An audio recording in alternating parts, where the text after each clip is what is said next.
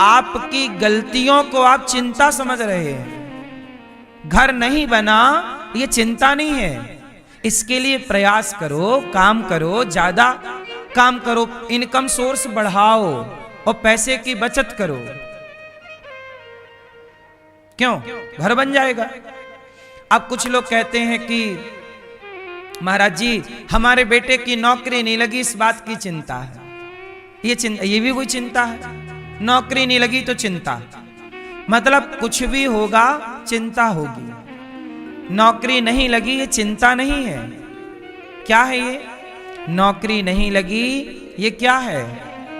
ये है आपको जिस तरफ मेहनत करनी चाहिए, जिस प्रकार से मेहनत करनी चाहिए, वहां आपकी कमी हो रही है। और बेहतर करो, मन लगा के पढ़ो, और नौकरी ना लगे तो भी परेशान ना हो, खुद का काम स्टार्ट करो। देखो नौकरियां क्यों नहीं लगती? इस धरती पे वो लोग परेशान हैं जिनके हाथों में हुनर नहीं है। नौकरियां कौन ढूंढ रहा है? जिनके पास डिग्रियां हैं पर हुनर नहीं है, वो नौकरी चाहते हैं। लेकिन जिनके पास हुनर है, काबिलियत है, हम में काबिलियत होगी ना तो नौकरियां देने वाले हमारे घर पे आएंगे। भाई साहब हमारे यहाँ चलो काम करने, हम आपको जो चाहिए देंगे। काबिलियत तो हो आप में, तो आपने अपने को योग्य बनाया नहीं और अब रो रहे हो। टेंशन, चिंता, बहुत चिंता, नौकरी नहीं लग रही। नौकरी नहीं लगी ये कोई चिंता नहीं है। चिंता ये है कि समय रहते आपने अपने आप को योग्य नहीं बनाया। डिग्रियों से कुछ नहीं होता। डिग्रियां एक तरफ और आपकी काबिलियत एक तरफ। चलो बताओ, आज काबिलियत की ज्यादा वैल्यू है कि डिग्रियों की? उत्तर जोर से। काबिलियत वाले डिग्री वालों को नौकरी पर रखते हैं। काबिलियत वाले, काबिल व्यक्ति डिग्री वालों को नौकरी पर। कितने लोग चाहिए नौकरी वाले, मतलब डिग्री वाले? आपके पास सबसे ज्यादा डिग्री होगी तो आपको नौकरी दे दी जाएगी। आओ, कौन देगा? अरे डिग्री वालों को नौकरियां भी काबिलियत वाले ही देते हैं। आप में काबिलियत होगी तो डिग्री वाले 1000 मिल जाएंगे। क्या चाहिए आपको? इंजीनियर चाहिए, डॉक्टर चाहिए, क्या चाहिए? कहां जाओ? कितने पढ़े लिखे चाहिए आपको? आईटी सेक्टर के लोग चाहिए। काबिलियत होगी तो 50 आईटी वाले आगे पीछे चलेंगे तुम्हारे। काबिलियत की गुलाम है डिग्रियां। काबिलियत किसी की गुलाम नहीं होती। इसलिए अपने बच्चों को आपने काबिल बनाया नहीं, डिग्रियां थमा दी गधों टाइप की।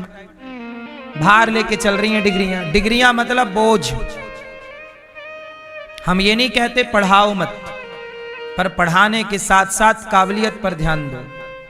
वो काबिलियत नहीं दोगे तो बस सारी जिंदगी सर्टिफिकेट लिए घूमते रहेंगे। भाई साहब नौकरी दे दो, 20,000 की दे दो, चलो 50 की दे दो, ये देखो ये कागज देख लो।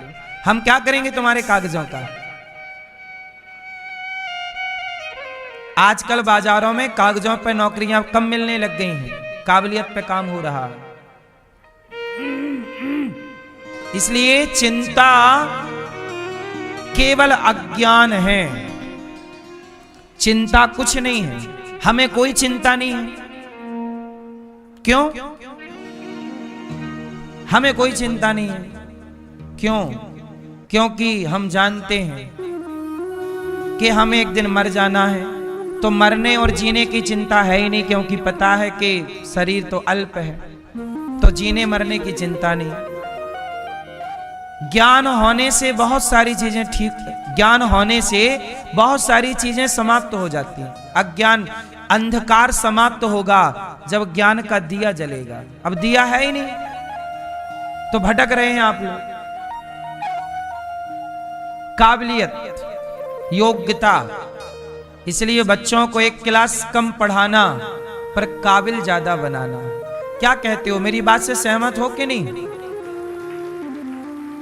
हो? काबिलियत, योग्यता, स्किल, आपको चाहिए निश्चिंत रहो।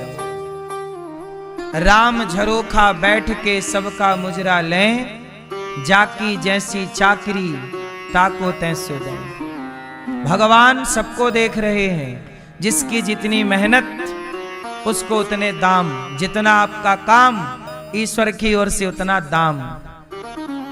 आज का आदमी अकर्मण्य हो गया है, कुछ नहीं करना चाहता, खटिया तोड़ता है, दिन भर मोबाइल चलाता है और कहता है कि जी हमें पैसे नहीं मिल रहे हैं, सफलता नहीं मिल रही है। अब तुम 4 घंटे मोबाइल चलाओ, दिन भर मोबाइल खेलो और कहो सफलता नहीं मिल रही है ना? तो मोबाइल से चित्त को हटा के अपने लक्ष्य में मन को लगाना पड़ेगा। सुंदरकांड पढ़ते हो कि नहीं? एक चौपाई है सुंदरकांड में। सुंदरकांड में एक चौपाई है कि जब हनुमान जी लंका गए तो मैनाक पर्वत ने रोका, रुक जाइए, थोड़ा विश्राम कर लीजिए, हनुमान जी थक गए होंगे आप। तो हनुमान जी ने क्या कहा? राम काज कीन्हे बिनु मोहि कहां विश्राम। जब तक मैं अपने लक्ष्य को प्राप्त नहीं कर लेता पर्वतराज, तब तक मैं विश्राम। सफलता का मूल मंत्र यही है कि जब तक आपको आपके लक्ष्य की प्राप्ति ना हो जाए तब तक आपको विश्राम नहीं करना चाहिए। उद्यमी बनो, कार्य करते रहो। अब आज के नौजवान लड़के 6-6 घंटे क्रिकेट देखते हैं, 6 घंटे क्रिकेट। जब तुम अपना टाइम बर्बाद करोगे तो तुम्हारे बढ़ने की संभावनाएं कम हो जाएंगी। अभी देखो गर्मी आएगी, सारे बच्चों के एग्जाम क्लियर हो जाएंगे, उसके बाद सारे नौजवान लड़के क्या करेंगे? 2 महीने पूरी गर्मी क्या करेंगे? आईपीएल देखेंगे। बोलो हाँ, 2 महीने तुम आईपीएल देख के बर्बाद करोगे। कौन जीता? पिछली बार भी तो कौन जीता कौन हारा? तुम्हें क्या मिला था? क्यों? तुमने पिछले साल भी तो आईपीएल देखा था, क्या मिला था? मूर्खतापूर्ण व्यवहार कर रहे हैं लोग। उसके पहले साल भी आईपीएल में कोई जीता कोई हारा, क्या मिला तुम्हें? तुम्हारे 2 महीने बर्बाद हो गए। इससे बड़ी मूर्खता, सबसे बड़ा गधा कौन है? जो अपने समय को बिगाड़ता है, वो जो समय को बर्बाद करे वो सबसे बड़ा मूर्ख है, और जो समय को सदुपयोग करे वो सबसे बड़ा समझदार है। तो आज की युवा पीढ़ी को तो बस इतना जान लेना चाहिए कि तुम अपने समय को गवा रहे हो, मतलब तुम अपनी मूर्खता का परिचय दे रहे हो। बाद में रोओगे काम नहीं मिल रहा।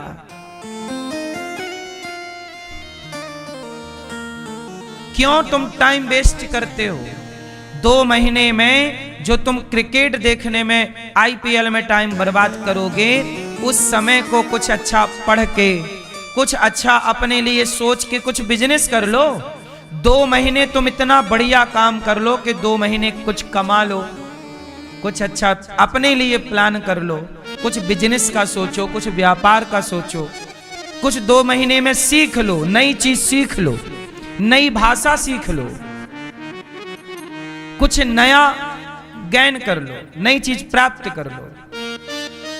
अब आपने पाया कुछ नहीं। कहते ना, जो व्यक्ति सीखता नहीं है वो व्यक्ति जीतता नहीं है। कहते ना, सीखना बंद तो जीतना बंद। जीत उसी की होगी, जीतेगा वही जो सीखेगा, और सीखेगा नहीं तो काय को जीतेगा। मैं कहीं भी जाता हूं, कुछ भी सीखने को मिलता है मैं सीख लेता हूं। कोई भी काम, जो भी काम आप सीख सकते हैं सीख लो।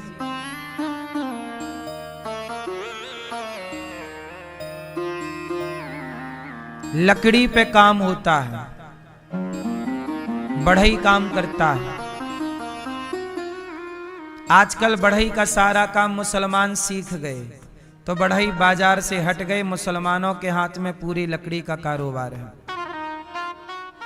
पीओपी का काम मुसलमान सीख गए। आप अपना घर बनाओ, उस घर के बनाने में 2-4 मुसलमान जरूर आएंगे, कोई ना कोई काम वही करेंगे। बोलो हाँ। तुमने काबिलियत, मुसलमान 10 बच्चे पैदा कर रहे हैं और वो बेरोजगार नहीं है, और तुम एक पैदा कर रहे हो, तुम बेरोजगार हो, क्योंकि उनके 10 काबिलियत सीखे बैठे हैं। उनका बच्चा कोई पीओपी कर रहा है, कोई पत्थर लगा रहा है, कोई टाइल लगा रहा है, कोई चिनाई कर रहा है, कोई प्लास्टर कर रहा है, और तुम लोग कुछ नहीं कर रहे। तुमको लगता है कि ये काम छोटा है। काबिलियत का कोई भी काम छोटा नहीं है। क्यों जी बताओ, छोटा है? आप लोगों ने अपने आप को हटा लिया, पूरा बाजार खाली हो गया। आज तुम्हारी बहनें बाजार में चूड़ियां पहनने जाती हैं, तो चूड़ियां पहनाने वाले बहुत लोग मुसलमान हैं। वही हाथ पकड़ते हैं तुम्हारी बहनों का, फिर वहीं से लव जिहाद भी चालू हो जाता है, क्योंकि तुम हट गए ना वहां से। तुम्हें लगा ये काम तो छोटा है यार, चूड़ी पहनाने का काम तो बहुत छोटा है। बोलो हाँ। इसलिए मैं तो कुछ उदाहरण दे रहा हूं, बाकी तो आप समझदार हैं। कहां नहीं है, तुम बढ़ई, भारत का लकड़ी का काम करने वाला बढ़ई, अब बढ़ई गायब है। लकड़ी का पूरा काम कारपेंटर का कौन कर रहा है? बोलो। पूरा पूरा भारत कैप्चर है। हिंदू 5% मिलेगा, मुसलमान इस काम में 95% मिलेगा। टाइल पत्थर लगाने की योग्यता हिंदुओं के पास 10% है, तो मुसलमानों के पास 90%। क्या कर रहे हो तुम? कुछ नहीं, क्रिकेट देखेंगे, हाँ छक्का, हाँ चौवा, हाँ गधो।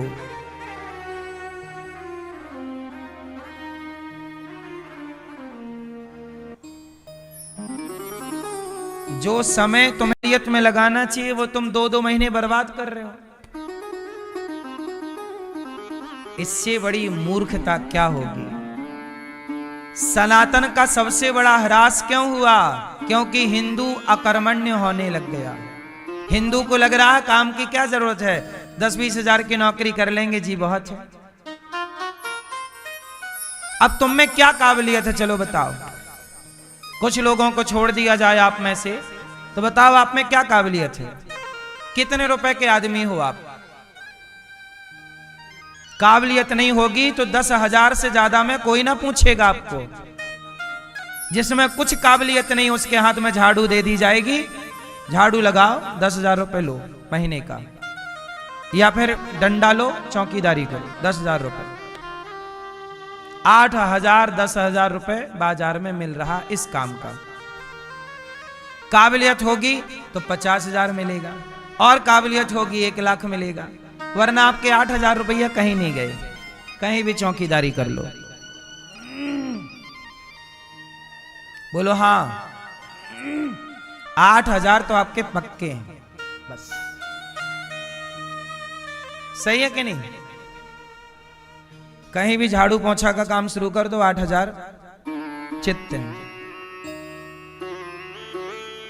इससे ज्यादा की फिर सोचना भी मत। इससे ज्यादा उन्हीं को मिलेगा जिनमें योग्यता होगी। भगवान कैसे हैं? धुंधकारी जैसा पापी भागवत से तर गया। तो हम आपको केवल ये निवेदन कर रहे हैं कि भगवान कैसे? सच्चिदानंद रूपाय विश्वोत्पत्त्यादि हेतवे तापत्रय विनाशाय श्री कृष्णाय वयं नुमः। सच्चिदानंद रूपाय। सतचित आनंद क्या है? सत चित आनंद। सतचित क्या है? आनंद क्या है? तो सत मतलब ईश्वर, ईश्वर सत्य है। उमा कहाँ हूं मैं अनुभव अपना, सत हरि भजन जगत सब सपना। तो सत, सत हरि भजन, भगवान का भजन ही सत्य है, सत है। चित, चित क्या है? प्रकाश। चित रूप में परमात्मा सबके भीतर विराजमान है। और आनंद क्या है? ईश्वर का चिंतन। देखो संसार में सुख है, बोलो हाँ। एक सुख होता है, एक आनंद होता है। दोनों एक ही है कि अलग अलग हैं?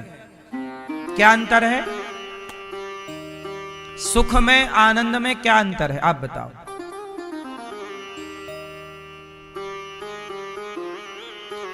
हाँ, टोपा वाले भैया बताएंगे।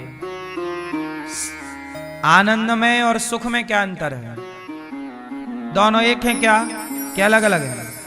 एक है। मतलब सोना चांदी एक, सब 22 पसेरी। सुनो, सुख में अंतर है कि सुख का उल्टा है दुख।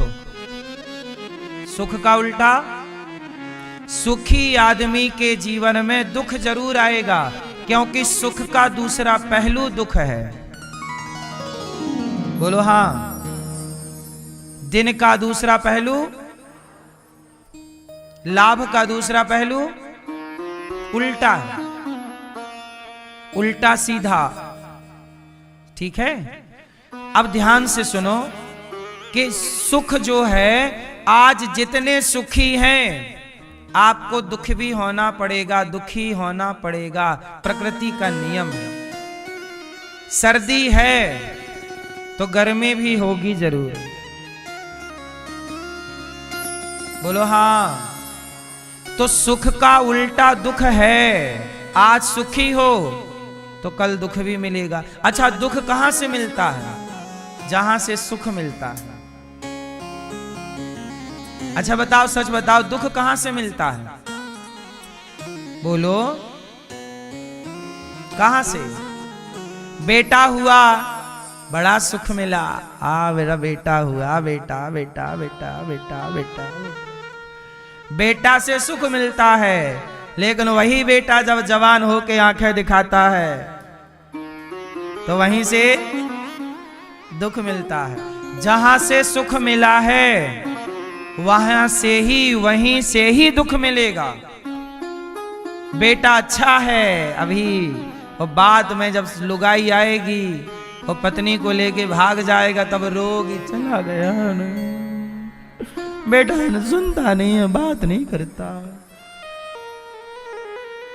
पहले तो बड़ा मजा आ रहा था, बड़ा सुख दे रहा था बेटा, अब वही दुख दे रहा है कि नहीं? ये प्रकृति का नियम है। जहां से सुख मिलेगा वहीं से दुख मिलेगा। पत्नी से क्या मिला? सुख। बोलो हाँ। बहुत सुंदर हो तुम, आई लव यू, तुम्हारे जैसा तो कोई नहीं है, परियों की भी परी हो। और बाद में जब दिया उसने एक डंडा, फिर अरे महाराज हमें से तलाक दिलाओ, जल्दी तलाक, हमें नहीं चाहिए ये। पहले सोच रहा था कब शादी हो, कब शादी हो, अब कह रहा कब तलाक हो, कब तलाक हो। बोले शादी हो जाएगी बड़ा सुख मिलेगा, अब कह रहा तलाक हो जाए तो सिर की बिच्छू उतर जाए।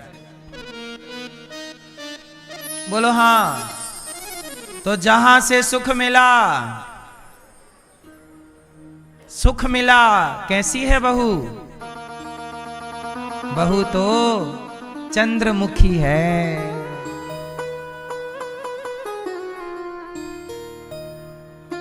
फिर कैसी है बहू? सूरजमुखी है। साल भर बाद पूछा कैसी है, बोले ज्वालामुखी है। तो जहां से चंद्रमुखी था वहीं से ज्वालामुखी है। तो जो सुख दे रही थी वही, ये प्रकृति का नियम समझो आप लोग कि जहां से सुख होगा वहीं से दुख मिलेगा। जो पति आपको सुख देगा वही पति आपको दुख देगा। पति मिला, बहुत सुख दे रहा है, कमा कमा के ला रहा है, बहुत प्यार कर रहा है, और तभी पति की हो गई छुट्टी, गए, किसी कारणवश मृत्यु हो गई। अब जाने के बाद दुख दे रहा है कि नहीं? रो रहे हो उसकी याद में, छोड़ के चला गया जीवन साथी बीच में। तो जहां से सुख था, इसलिए कहता हूं संसार से सुख की कामना ही मत करो। तो संसार में सुख है और सुख होगा तो उल्टा दुख भी आएगा। लेकिन भगवान के कथा में, भगवान के चिंतन में सुख नहीं है, भगवान की कथा कीर्तन में आनंद है। और जरा बताओ कि आनंद का उल्टा क्या है? बताओ आनंद का उल्टा क्या क्या है? सुख का उल्टा क्या था? अब बताओ आनंद का उल्टा क्या है? आनंद का कोई भी उल्टा होता ही नहीं है। इसलिए मैं सुख में नहीं हूं, मैं आनंद में हूं। सुखी व्यक्ति कल दुखी होगा, पर आनंद में रहने वाला सदा आनंद में रहेगा। इसलिए आनंद में रहा करो, सुख में ना रहा करो। बोलो हाँ, सही है कि गलत है? तो कोई पूछे कैसे हो? आनंद में है। आप लोग कहते हो कैसे हो? सुखी है। सुखी हो तो फिर दुखी भी रहोगे। तो मैया इससे दो बातें सीखने को मिली। पहला तो ये कि हमें आनंद, इसलिए हमारे भगवान का नाम है नंद के आनंद भयो। नंद के कृष्ण भयो कोई नहीं कहता, नंद के छोरा भयो कोई नहीं कहता, सब कहते हैं नंद के, क्योंकि भगवान का नाम आनंद है। जो आनंद सिंधु सुख राशि, सी करते त्रैलोक्य सुपासी। भगवान का नाम आनंद है।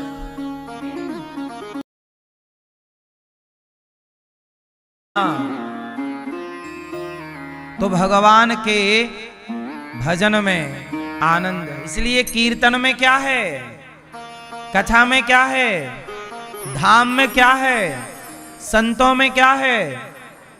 यहां सुख नहीं है। सुख तो आपके घर में है। भगवान की कथा में क्या है? और आनंद सदा रहेगा। इसलिए जब भी भागवत सुनोगे आनंद की अनुभूति होगी। और जब भी पत्नी को देखोगे सुख की अनुभूति होगी। बेटा बेटी को देखोगे सुख मिलेगा। बोलो हाँ। बेटी बहुत सुख देती है। लक्ष्मी आई और जब विदाई हुई तो बाप रोता है, सब रोते हैं विदाई। तो सुख था तो दुख भी हुआ। इसलिए दो चीजें आपने सीखी, हम आनंद में रहेंगे, और दूसरा हम संसार से सुख की उम्मीद कहां चले, सुख की तरफ कि आनंद की तरफ? ठीक है, सही है, आनंद में ही रहो। तो बात समझ में आई? संसार से किसकी उम्मीद नहीं करोगे आप लोग? किसकी? आपकी उम्मीदें ही आपको दुख दे देती हैं। हमें आपसे उम्मीद है। जैसे दो ब्राह्मण थे, सुनो। किसी ने कहा पंडित जी आओ हमारे घर भोजन कर लो, हम आपका निमंत्रण कर रहे हैं, कल आप लोग भोजन करने आना। दो पंडित जी थे, दोनों खुश हो गए कि चलो यजमान जी ने भोजन के लिए बोला है कल। तो एक पंडित जी सोचे कि यजमान जी तो बहुत बड़े आदमी हैं, भोजन कराएंगे तो 11 रुपया तो देंगे ही देंगे। दक्षिणा में कितने देंगे? 11 तो मिलेंगे, पुरानी बात है। और दूसरे पंडित जी थे, बोले कि चलो कल हमारे पास खाने का जुगाड़ नहीं था, अच्छा है यजमान जी पेट भर भोजन कराएंगे। तो एक को उम्मीद क्या है कि कल इनके घर 11 मिलेंगे, और दूसरे को एक भी उम्मीद नहीं है।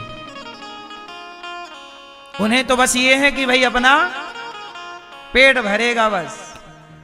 अब दोनों चले, जरा ध्यान से सुनना, दोनों चले। यजमान जी ने दोनों ब्राह्मणों को बुलाया, पांव धोए और आसन पर बिठाया, महाराज प्रसाद पाओ। दोनों ब्राह्मण बढ़िया मालपुआ और सब नाना प्रकार के व्यंजन यजमान जी ने बनाए, खीर पूरी पकवान सब पंडित जी खूब खाए, मस्त। अब भोजन करे तो यजमान जी ने 5.25 रुपए दक्षिणा दी। यजमान जी ने दक्षिणा कितनी दी? 5.25, 5 रुपया और चवन्नी, 5.25।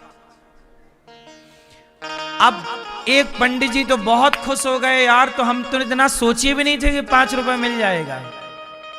जो बेचारे ये सोच के आए थे कि पेट भर मिलेगा, उन्हें तो 5 रुपए भी, वो बहुत खुश हुए, वाह अरे यजमान भला हो, 5 रुपए दे दिए। लेकिन जो 11 सोच के आए थे, हाँ वो परेशान है। बोलो हाँ। दोनों के साथ व्यवहार एक सा हुआ, पर उसी व्यवहार से एक सुखी है और एक, अब आप बताओ कि दुखी क्यों है? क्यों? क्योंकि उम्मीदें ज्यादा हैं और उसे कोई उम्मीद नहीं थी। तो वो 5 में भी आपको उम्मीदें ज्यादा होती हैं जगत से, बेटा से, बेटी से, सास से, ससुर से, पति से, पत्नी से, और वो उम्मीदों पे खरे उतरते नहीं, तो आपको लगता हमें दुख मिला। इसलिए उम्मीद मत करो, तो जितना मिल रहा है उतने में खुश रहा करो। ईश्वर ने जितना दिया है बहुत। हमें तो इतनी भी उम्मीद नहीं थी कि बिहारी जी वृंदावन ले आएंगे, लेकिन यहां लाके बसा लिया, इस बात से प्रसन्न हूं। तो हमें तो ईश्वर ने, हमने तो एक भी नहीं सोचा था बिहारी जी ने इतना दिया। हम तो ये भी नहीं सोचे थे कि हमें भगवान देखने को आंखें देंगे, लेकिन बड़ी कृपा की कि अंधा नहीं बनाया। तो हमारी तो उम्मीद ये भी नहीं थी कि हम देख पाएंगे। बोलो हाँ। हम जब पैदा हुए थे तो हमारी माता बताती हैं कि हम बहुत दुबले पतले थे। सबको ऐसा लगता था कि हम मर जाएंगे 1-2 महीने में। बताओ, ऐसा हमारी माँ कहा करती हैं कि तुम ऐसे थे कि सब लोग ऐसे ही कहते थे कि तो बच्चा अब देखो मर जाएगा, क्योंकि बड़ा दुबला पतला है। मतलब बहुत ज्यादा वजन नहीं था जब जन्म लिए थे, तो कमजोर थे, इतने से थे हम, मैया बताती थी। तो मतलब हम तो देखो जन्म लिए तभी मर जाने वाले थे, हम इतना जिएंगे ये भी उम्मीद नहीं थी। हमारी उम्मीद से ज्यादा आयु ईश्वर ने दे रखी है, इसलिए हम खुश हैं, क्योंकि हमें हर चीज उम्मीद से, और आप लोग दुखी हैं क्योंकि आपकी उम्मीदें ज्यादा हैं। इसलिए कहता हूं जितना आपको मिला है वो भी आपकी उम्मीद से कई गुना ज्यादा है। ये आप क्यों नहीं सोचते? क्यों ये बात सही है कि नहीं? आपकी उम्मीद से ज्यादा है कि नहीं? अच्छा देखो, ये कुत्ते का बच्चा यहां घूम रहा है, ये कुत्ता है, आप मनुष्य हैं, दोनों को ईश्वर ने बनाया है। बोलो हाँ। दोनों को किसने बनाया है? ये कुत्ते के पिल्ले को भी ईश्वर ने बनाया, आपको भी बनाया। ये कुत्ते के पिल्ले को ठंडी लगती है ना, तो कहां जाए, क्या कपड़ा पहने? आपको ठंडी लगती है तो देखो कपड़े लत्ते। तो आपको भी उम्मीद क्या थी? हम तो 84 लाख योनियों में भटक रहे थे। हमारी उम्मीद नहीं थी कि भगवान हमें 84 लाख योनियों से निकाल कर ये सुंदर सा जीवन प्रदान करेंगे। इस बात की प्रसन्नता होनी चाहिए और ईश्वर का धन्यवाद होना चाहिए। क्यों जी, बात सही है कि गलत है? शिकायत हो कि धन्यवाद हो? किसका? किसका? हाँ, हे प्रभु, जो दिया है उसके लिए धन्यवाद। आप लोग परमात्मा ने जितना, अब देखो पंडित जी 11 की उम्मीद लेके गए, 5 मिले तो रोज परेशान है, और वो 1वीं की उम्मीद लेकर नहीं गए, 5.25 मिले खुश है। इसलिए आपको जो परमात्मा दे रहे हैं उसमें आप प्रसन्न रहिए। उम्मीद ना लगाइए कि हमें ये, हमें। भगवान जितना भी देते हैं ठीक देते हैं। क्यों? सही है कि नहीं?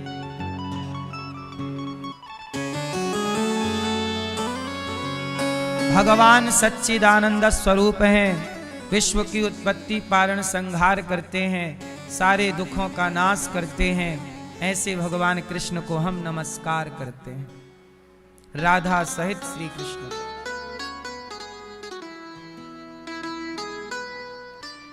यम प्रब्रज, सुखदेव भगवान प्रकट हो गए और सुखदेव भगवान जन्म लेते ही सन्यास लेने के लिए चले। संसार में उलझना नहीं है। अच्छा बताओ, गृहस्थ होना सही है कि संत हो जाना सही है? उत्तर दो।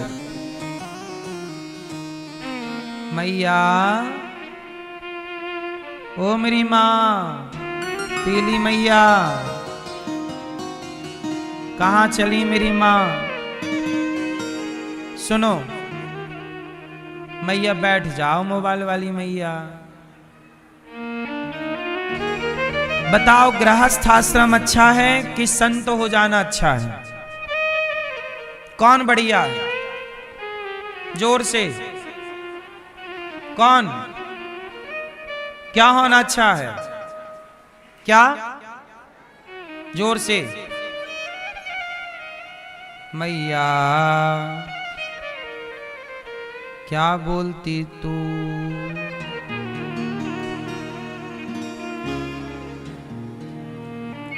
क्या होना अच्छा है मैया? साधु कि गृहस्थ कि संत? संत बनना है। ये मैया पक गई संसार से।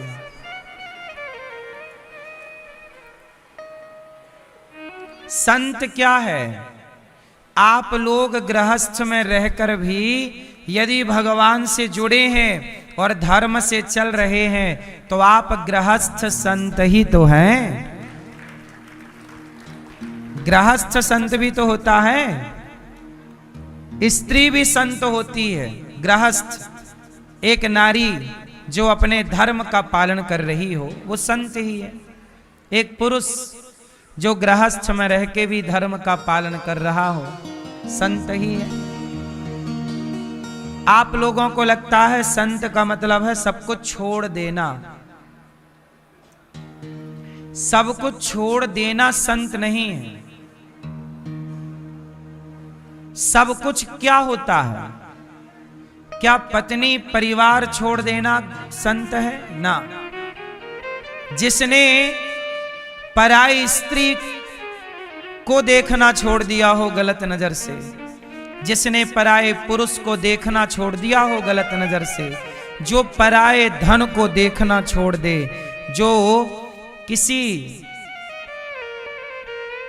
की चोरी करना छोड़ दे, किसी की निंदा करना छोड़ दे, किसी की चुगली करना छोड़ दे, किसी के दोष देखना छोड़ दे, वही संत है। और वो गृहस्थ में भी संभव है। आप किसी की निंदा ना करो, किसी की चुगली, और आप साधु बन के भी निंदा चुगली करेंगे तो काय बात के साधु, काय बात के संत। तो बुराइयों का परित्याग गृहस्थ में रहकर भी किया जा सकता है। बोलो हाँ या ना मैया, बोलो मेरी माँ। बुराई का परित्याग गृहस्थ में रह के किया जा सकता है कि नहीं?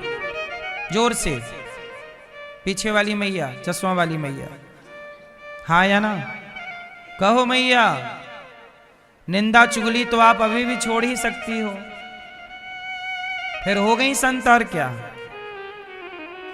निंदा चुगली छल कपट छोड़ दो, बस यही है साधु का लक्षण।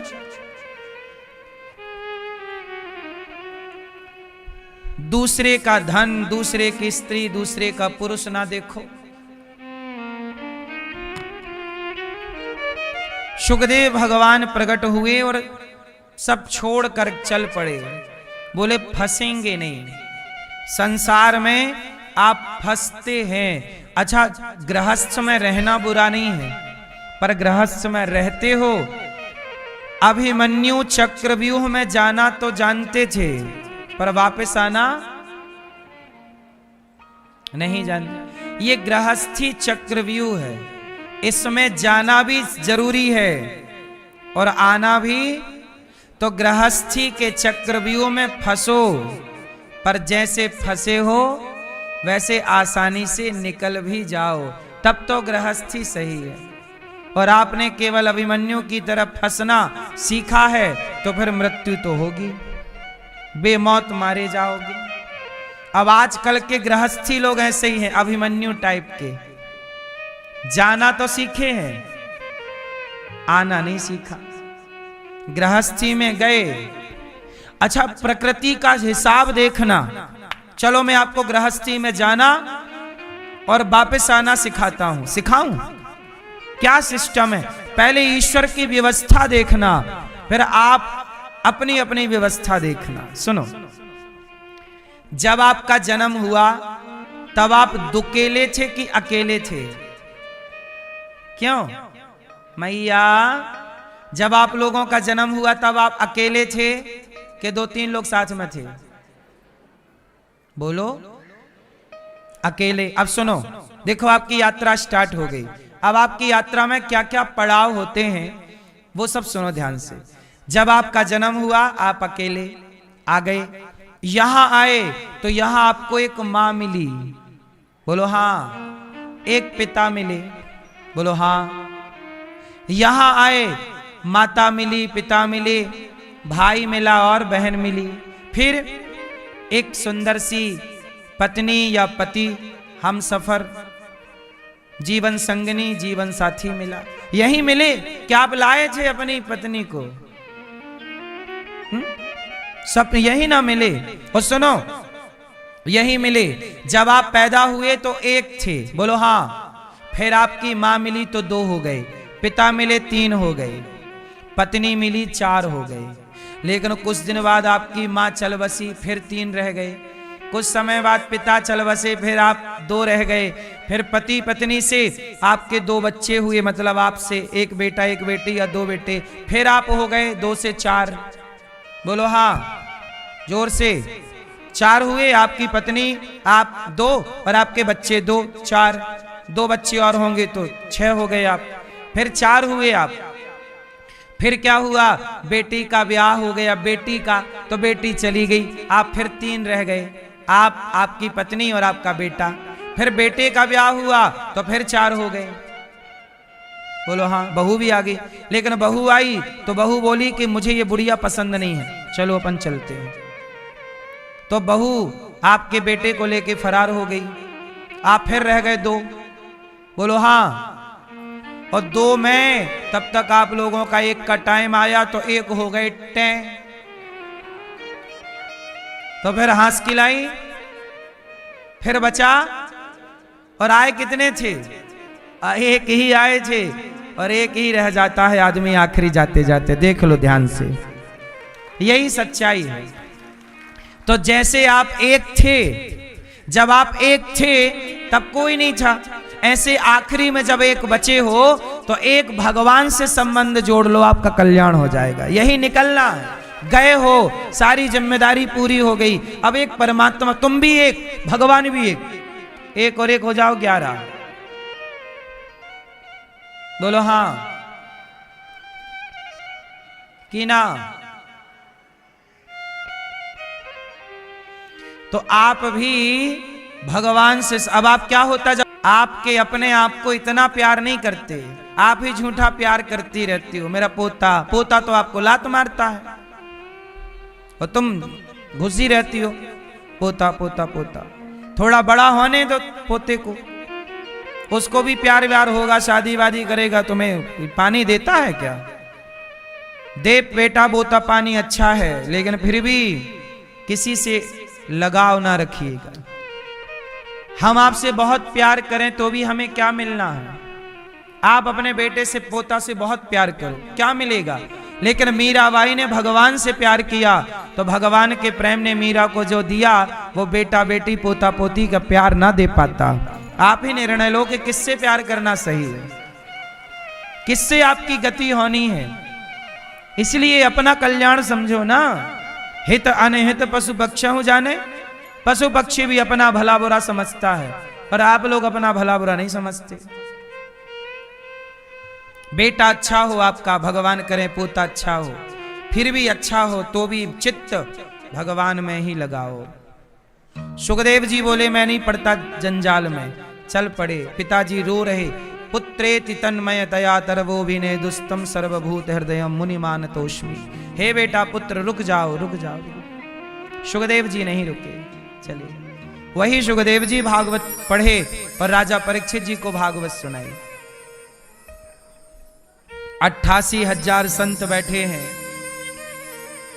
सूत जी आए, 88,000 ऋषियों ने सूत जी से कहा कि गुरुदेव हमारे कल्याण का कोई उपाय बताइए। सूत जी ने कहा भागवत सुनो, हम आपको भागवत सुनाते हैं, जो भागवत देवराज इंद्र को भी बड़ी दुर्लभ है, ऐसी भागवत हम आपको सुनाते हैं। देवताओं के राजा इंद्र भी सुखदेव जी से बोले कि ये परीक्षित को स्वर्ग का अमृत पिला दो। सुखदेव जी बोले ना, परीक्षित पियोगे? परीक्षित मना कर दिया, हमें नहीं चाहिए। स्वर्ग का अमृत भी फीका है भागवत जी के आगे। स्वर्ग का अमृत पियोगे तो स्वर्ग मिलेगा, पर भगवान की कथा का अमृत पियोगे तो भगवान की प्राप्ति होगी। इसलिए भगवान मिल गए तो फिर काहे का स्वर्ग वर्ग? स्वर्ग वर्ग अपने को चाहिए ही नहीं। आपको स्वर्ग चाहिए? कहो मैया, स्वर्ग चाहिए? स्वर्ग बहुत अच्छा नहीं होता। स्वर्ग मिल गया मतलब आप ठग गए। अरे आए हैं तो स्वर्ग क्या पाए? भगवान को पाओ। क्या पाएंगे? भगवान को पाएंगे तो ऐसे तमाम स्वर्ग पीछे पीछे डोलेंगे। मैया सुन लो मेरी मां। देवराज इंद्र प्रणाम करके चले गए, भागवत जी को तौला, भागवत जी का पलड़ा भारी। तराजू बांधी स्वर्ग के सुखों को भागवत से तौला तो भागवत जी का पलड़ा भारी। तब देवराज इंद्र का घमंड चूर चूर हुआ और चरणों में आके गिरे। इंद्र का भी मान चकनाचूर हो गया भागवत जी के आगे। ऐसी भागवत जी हैं जो आप सुन रहे हैं। एक बार नारद जी सारे तीर्थों का भ्रमण करने निकले। कहां कहां गए? पुष्करम च प्रयागम च काशीम गोदावरीम तथा हरे क्षेत्रम कुरुक्षेत्रम श्रीरंगम सेतु बंधनम। सारे तीर्थों में गए पर क्या देखा? सत्यम नास्ति तपः शौचम दया दान। मुझे तो लोभ है कि देखो इन माओ की सेवा का सौभाग्य मुझे मिल रहा है। कोई बेटा अपनी माँ को घर से ना निकाले, कोई बेटा अपने माँ की सेवा से भागे ना, पर जितनी माँ यहाँ आती हैं उन्हें मैं यहाँ से भगा तो नहीं सकता ना। मेरी माँ, उन माँओं की सेवा के लिए मैं काम करता रहता हूँ। आज 311 माँ हैं, कल कोई और माँ आएगी, उसे कहाँ रखेंगे? तो उनके लिए कमरे भी तो बनवाने पड़ते हैं। 400 रुपया का आता है। ये केवल पानी का खर्चा है गाय के रोज का। हरा चारा खरीदो, चोकर, गुड़, अभी सर्दी है दलिया बनाते हैं गायों के लिए।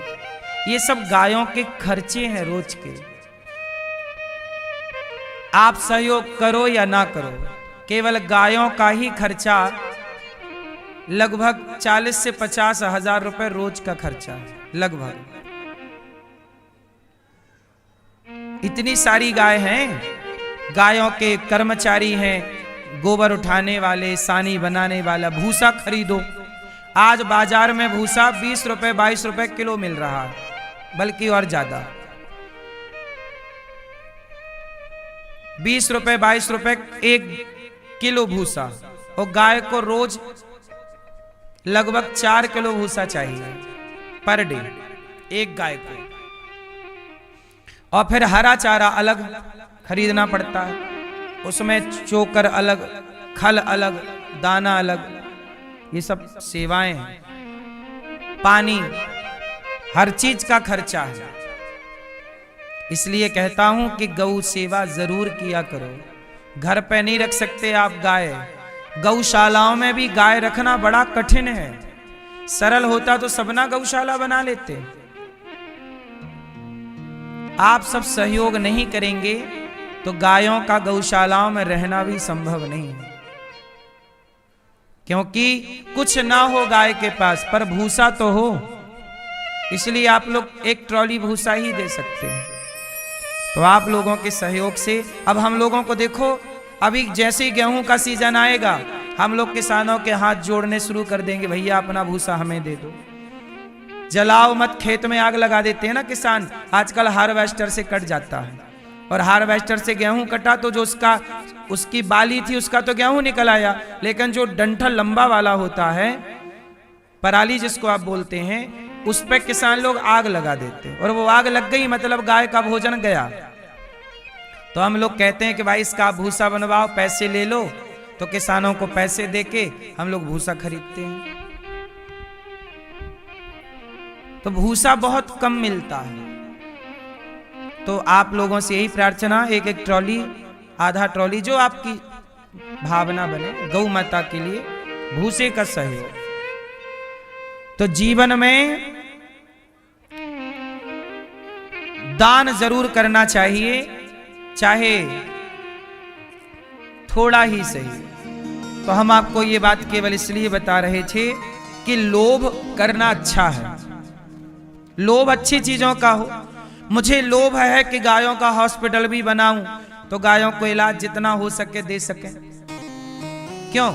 हमारे सामने सड़क पे गाय तड़पती रहे, किसी की भी गाय हो, गाय आपकी हो या सड़क पे हो, उसकी सेवा करना हम सब सनातनियों का धर्म है। गाय के लिए एक एम्बुलेंस, जैसे आपको कोई बीमारी होती है आप एम्बुलेंस बुलाते हो, आती है, पर गाय के लिए कोई एम्बुलेंस नहीं आती। तो हम लोगों को बनानी पड़ेगी व्यवस्थाएं। तो लोभ अच्छी चीज है यदि सही दिशा में है तो। अब जैसे हमने आपको बताया क्रोध अच्छा है, लोभ अच्छा है, कोई भी भगवान की बनाई चीज बुरी नहीं है। उपयोग बुरा है तो लोग बुरा कहने लग जाते हैं। तो वक्ता कैसा हो? विरक्तो वैष्णवो विप्रो वेद शास्त्र विशुद्धिकृत दृष्टांत कुशलो धीरो वक्ता कार्योति निष्प्रहा। सनकादियों के मध्य भगवान प्रकट हुए, गौकर्ण जी ने धुंधकारी को भागवत सुनाई, फिर भागवत दूसरी बार सुनाई, परम गति हुई सबकी। भगवान ने गौकर्ण जी को हृदय से लगाया, सनकादियों के मध्य भगवान प्रकट हो गए, सब भगवत धाम गए। जन्माद्यस्य यतोऽन्वयादितरतस् चार्थे स्वभिज्ञः स्वराट् तेने ब्रह्म हृदयादि कवये मुह्यन्ति यत्सूरयः तेजो वारिमृदां यथा विनिमयो यत्र त्रिसर्गो मृषा धाम्ना स्वेन सदा निरस्तकुहकं सत्यं परं धीमहि।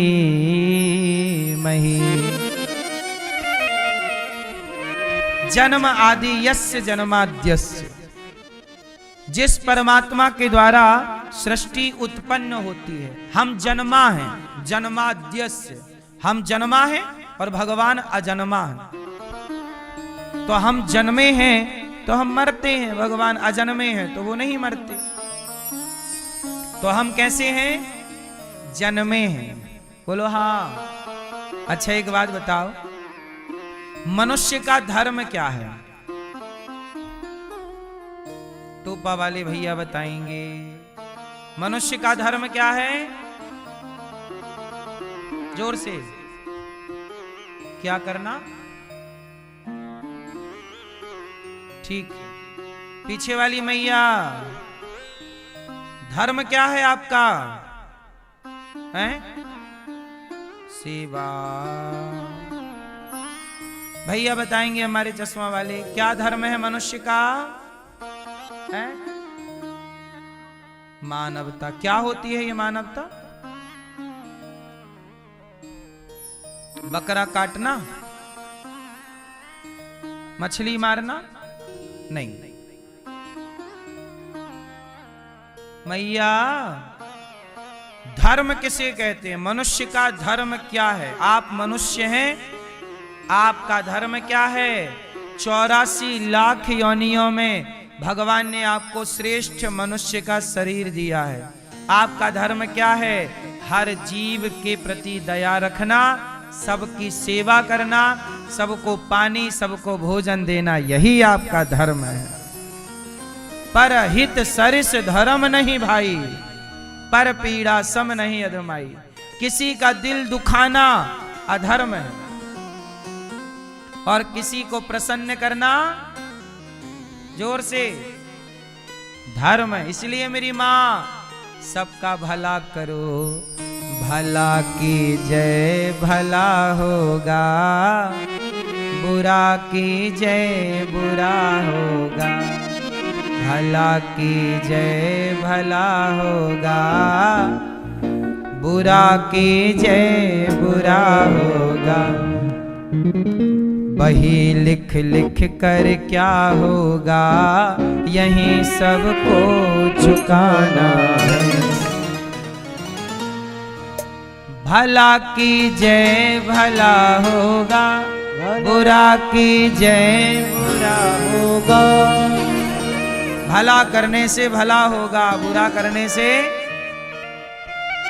हमारा धर्म है सबका, सबका क्या करो? बुरा। सबका हाँ। भला किसी का कर न सको तो बुरा किसी का मत करना। पुष्प नहीं बन सकते हो तुम, कांटे बन कर मत रहना। घर न किसी का बसा सको तो झोपड़ियां न जला देना। मलहम पट्टी कर न सको तो खार नमक न लगा देना।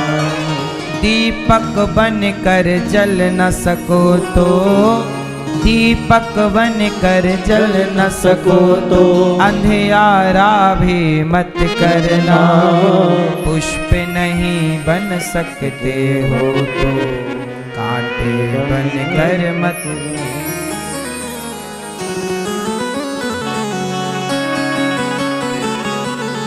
क्यों मैया? घर न किसी का बसा सको तो झोपड़ियां न जला देना। मलहम पट्टी कर न सको तो खार नमक न लगा देना। दीपक बन कर जल न सको तो अंधियारा भी मत करना, पुष्प नहीं बन सकते हो तो कांटे बन कर मत रहना। तो मनुष्य का धर्म है क्या करना?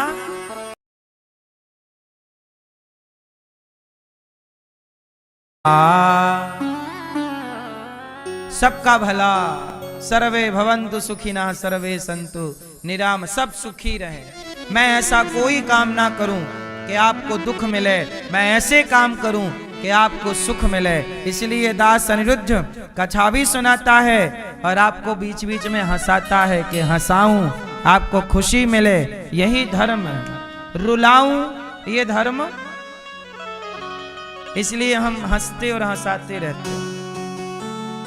वृद्ध माओं की सेवा करते हैं। हमारे सेवा से यदि किसी को खुशी मिले तो बुराई क्या है? हम किसी के काम आए, क्यों मेरी मां? अच्छा ये बताओ, भगवान साकार है कि निराकार? साकार भी और निराकार भी। भगवान साकार है कि निराकार? क्या है आप बताओ? दोनों है कि नहीं? क्यों भाई, आपके हिसाब से भगवान साकार कि निराकार? क्या है? क्या है? क्या मैया?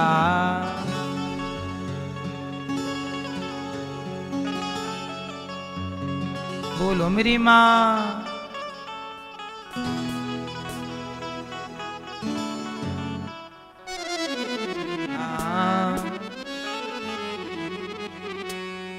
भगवान साकार भी है। साकार मतलब जिसका कोई आकार है, और निराकार मतलब जिसका कोई आकार।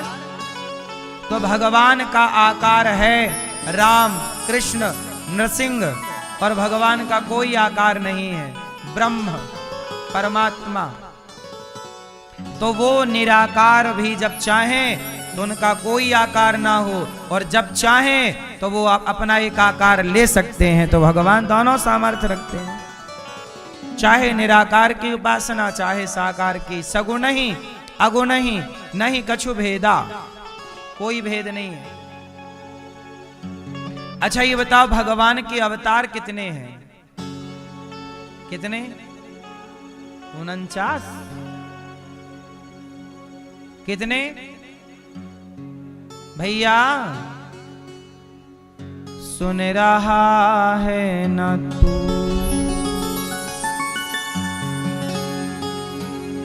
जो सुना रहा हूं मैं। दादाजी, भगवान के कितने अवतार हैं? दादाजी को पूछो, कितने अवतार भगवान के?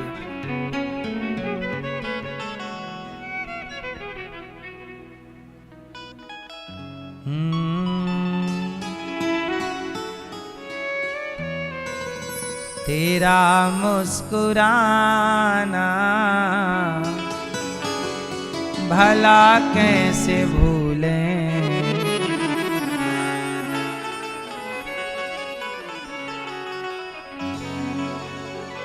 भगवान के अवतार कितने हैं? 24, 24 24 अवतार। 24 अवतार भगवान के हैं। कभी वो राम बन जाते हैं, कभी वो कृष्ण बन जाते हैं, कभी वो नृसिंह बन जाते हैं, कभी वो वामन बन जाते हैं, कभी मत्स्य मछली बन जाते हैं, कभी कच्छप कछुआ बन जाते हैं, कभी वाराह बन जाते हैं। बोलो हाँ, अनेक रूप हैं। अच्छा, भगवान ने अनेक रूप क्यों लिए? 12 अवतार इसलिए लिया कि 12 मतलब 12 रूप में जो सुअर इत्यादि हैं, इनको ये ना लगे कि भगवान हमारे नहीं हैं, भगवान इनको भी ये लगे कि भगवान हमारे हैं। समुद्र में रहने वाले मछली को ये ना लगे कि भगवान हमारे नहीं हैं, तो मछली बन गए ताकि मछलियों को ये लगे कि भगवान हमारे हैं। कछुआ को ये ना लगे, कछुआ प्रजातियों को, कि भगवान हमारे नहीं हैं, इनको भी लगे भगवान हमारे हैं। स्त्रियों को ये ना लगे कि भगवान हमारे नहीं, इसलिए स्त्रियों के लिए भगवान एक बार स्त्री बन गए। क्या बने? क्या नाम पड़ा भगवान का? स्त्री, मोहिनी अवतार। स्त्री कौन सा अवतार मानी जाती है? तो आपकी पत्नी भी भगवान का ही एक अवतार है, मोहिनी अवतार। बोलो हाँ। आपकी पत्नी है तो आपको मोहित करती है कि नहीं?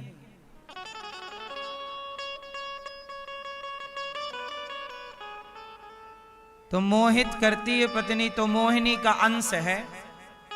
हर स्त्री में मोहिनी भगवान का अंश है, इसलिए स्त्री मोहित। वही स्त्री है जो अपने पति को मोहित कर ले।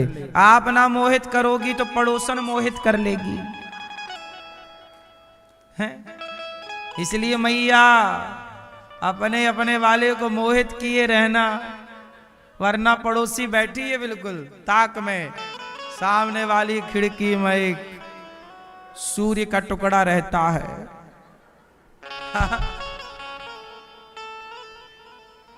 कर लेगी मोहित, फिर रोगी आप, अरे पति हमारे पड़ोसन के चक्कर में पड़ गए। आप कर नहीं पाई मोहित, पड़ोसन सफल हो गई।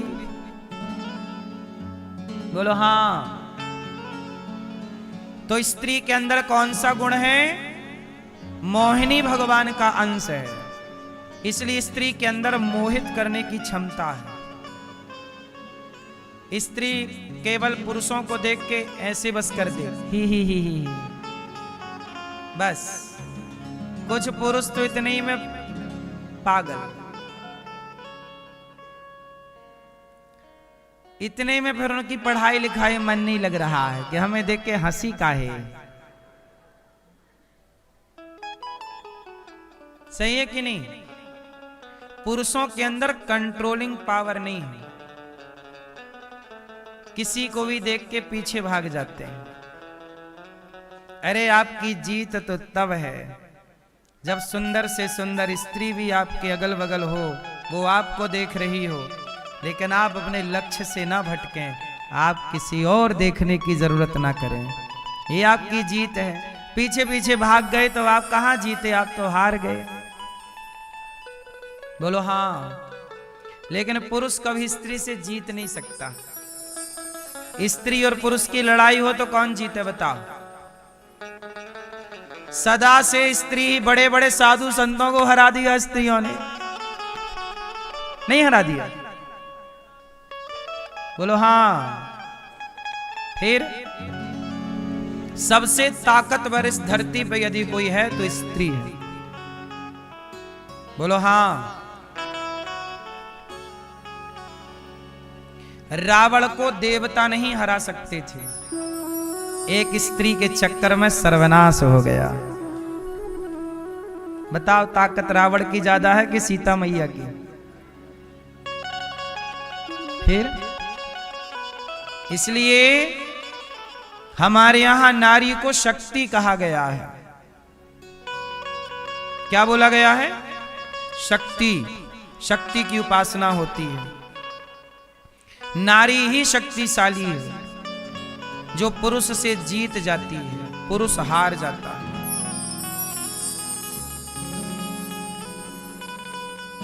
इसलिए नारी इतनी शक्तिशाली है कि पुरुष से जीत जाती है, फिर भी नारी का बड़प्पन देखो कि पुरुष के पांव दबाती है। फिर भी नारी का बड़प्पन देखो कि पुरुष के चरण दबाती है बड़ी पर बैठी है चरणों में। यही बड़े का लक्षण है, जिसके अंदर झुकने की क्षमता है। झुकता वही है जिसमें जान होती है। क्यों? स्त्री पांव दबाती है पति के, इसका मतलब ये नहीं कि वो तुम्हारे पांव की जूती है। वो पांव इसलिए दबाती है क्योंकि वो बड़ी है और बड़े का बड़प्पन ज्यादा होता है। क्यों? मैं ये बात सही है कि नहीं?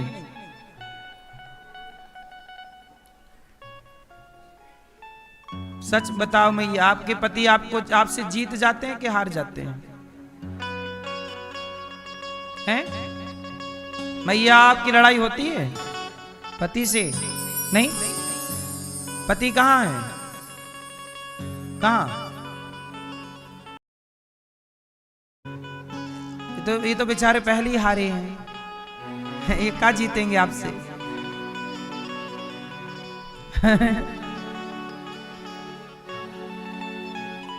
ये मैया आप जीतती हो कि हारती हो? आप जीत जाती हो। कभी पति जीत जाए, कभी पत्नी जीत जाए, ऐसे लड़ते रहा करो।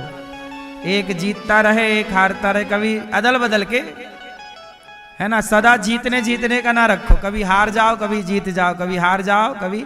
रिश्तों में कभी जीत कभी हार, रिश्तों की हार भी जीत होती है। बाप बेटे की लड़ाई हो तो बाप से कभी जीतने की कोशिश ना करो, सदा हार जाओ। बड़े भाई से लड़ाई हो तो जीतने की कोशिश ना करो। कुछ रिश्तों में जीत जरूरी नहीं होती, हर जगह जीतना जरूरी नहीं है। कई जगह हार ही आपकी जीत होती है। भाई बहन की लड़ाई है तो भाई को हार जाना चाहिए, बहन को जिता देना चाहिए। देख लो ना, भगवान श्री कृष्ण जरासंध से हाँ जरासंध है 17 बार हराए जरासंध को। बोलो हाँ। भगवान कृष्ण कितनी बार हराए? 17 बार हराए और 18वीं बार भगवान भाग गए मैदान छोड़ के। अब जो 17 बार जीते तो एक बार भाग काहे गए? लड़ते लड़ते भगवान बोले बलराम जी चलो भागो भागो। भगवान बलराम जी बोले नाम खराब हो जाएगा, क्या कहेंगे लोग, भाग गए। अरे प्रभु, हर जगह जीतने की जोड़ी, इस बार हारने का मजा लो, चलो। भाग गए। क्यों भाग गए? पता है क्यों भाग गए? जरासंध ना 17 बार हार चुका भगवान कृष्ण से, तो परेशान हो गया। एक दिन क्या हुआ कि उसने सारे ब्राह्मणों की मीटिंग बुलाई। सारे ब्राह्मण आओ, हमारे राज्य के सारे ब्राह्मणों को बुलाया। इतना ही बड़ा हॉल था, इससे भी बड़ा। उस हॉल में सारे ब्राह्मणों को इकट्ठा किया और बाहर से ताला लगवा दिया। और जरासंध बोला बताओ, मैं कृष्ण से युद्ध करने जा रहा हूं मथुरा, बताओ मैं जीतूंगा कि हारूंगा? क्या कह रही है तुम्हारी भविष्यवाणी? अब सारे पंडित जी बोल दें कि हार जाओगे तभी मरवा देगा, काट दो सबकी गर्दनें। कह रहे हैं हार जाओगे। तो ब्राह्मणों ने डर के कारण कह दिया कि जरासंध महाराज इस बार तो आप जीतोगे। अब सारे ब्राह्मणों को बंदी बना लिया ना, वो सबको जेल में डाल दिया। तुम कह रहे हो कि जीतूंगा, यदि मैं हार गया तो तुम्हारी गर्दनें पहले काटूंगा, सबको मार डालूंगा एक तरफ से, और तुम्हारी बात सही तो पुरस्कार दूंगा। अब सारे पंडित जी तो बेचारे जेल के अंदर, सारे ब्राह्मणों को बंदी जरासंध ने, और सेना तैयार की, चला युद्ध 18वीं बार। और कृष्ण के सामने मथुरा, यहीं पे लड़ाई हुई। और जब लड़ाई हुई भगवान को पता लगा कि तो ब्राह्मणों को बंदी बना के आया है। इसने किसे बंदी बनाया है? निर्दोष, जिनकी कोई गलती। अब भगवान बोले कि यदि मैं जीत गया तो बेचारे ब्राह्मणों की हत्या हो जाएगी। तो ऐसी जीत किस काम की जो निर्दोषों की, निर्दोषों के खून से रंगी हो जीत? भगवान बोले नहीं, इस बार उन ब्राह्मणों की रक्षा के लिए मुझे हार स्वीकार करनी चाहिए। और भगवान ने रणनीति अपनाई, युद्ध करते करते भाग गए। तो नाम क्या पड़ा? रणछोड़। बोलो रणछोड़ भगवान की। ये हमारे कन्हैया कैसे हैं? अर्जुन भाग रहा था, युद्ध नहीं करूंगा, उसे लगाया कर, और खुद भाग गए। तेरी लीला का ना पाया कोई पार, तेरी लीला तू ही जाने। अब देखो, भगवान भाग गए, जरासंध को लगा मैं जीत गया।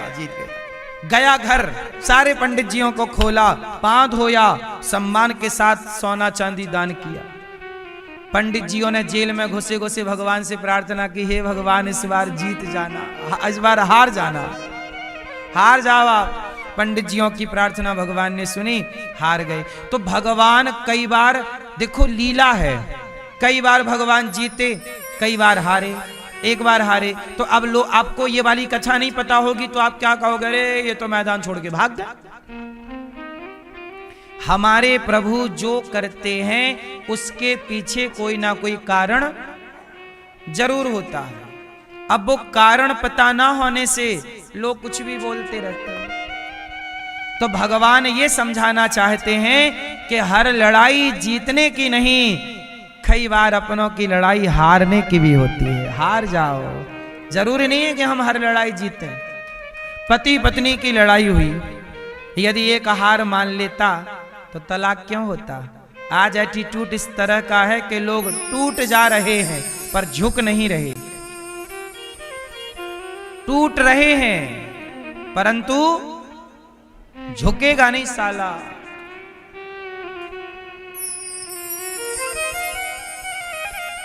झुक नहीं रहे हैं, क्यों? झुकता वही है जिसमें जान होती है। भगवान कृष्ण ने ये सारी लीला की। अच्छा, भगवान ने अपनी प्रतिज्ञा तोड़ी एक बार, क्या? महाभारत में भगवान कृष्ण की प्रतिज्ञा थी, मैं अस्त्र शस्त्र नहीं उठाऊंगा, और भीष्म पितामह ने बोला कि मैं उठवा के रहूंगा। तो पितामह की प्रतिज्ञा को रखने के लिए भगवान ने अपनी प्रतिज्ञा तोड़ दी और भगवान ने रथ का पहिया उठा लिया।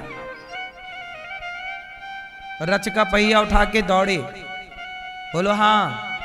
मानो भगवान कहते हैं जैसे बच्चों की जिद के आगे माता पिता अपनी जिद छोड़ देते हैं, ऐसे भक्त की जिद के आगे भगवान अपनी जिद छोड़ देते हैं। भगवान भी अपना नियम बदल लेते हैं भक्तों के लिए। इतना प्यार करते हैं भगवान। इसलिए कहता हूं कि भगवान आपसे इतना प्यार करते हैं तो आप भी भगवान से प्रेम कीजिए। भगवान के 24 अवतार हैं, हर अवतार की एक विशेषता है। भगवान का अवतार सेवा के लिए हुआ। अब देखो ना, सुदामा जी